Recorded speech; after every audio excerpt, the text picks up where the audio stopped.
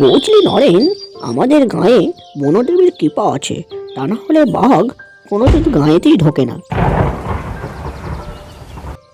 ওই দেখ, আজ আকাশ জুড়ে মেঘ করেছে, মনে হয় বৃষ্টি হবে। চল বাড়ি ফিরে যাই।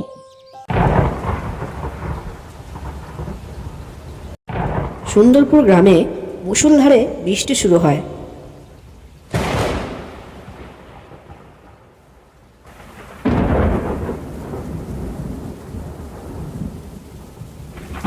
হ্যাঁ গা গিন্নি, তুমি গরুগুলো গোয়ালে ঠিকভাবে বেঁধে রেখে এসেছো তো?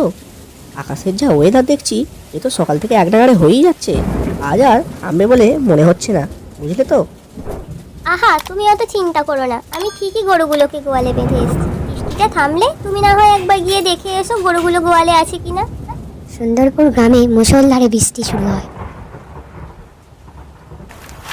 এরই মাঝে আহত বাঘটি বাড়ির উঠানের পাশের একটি ঝোপে এসে আশ্রয় নিল।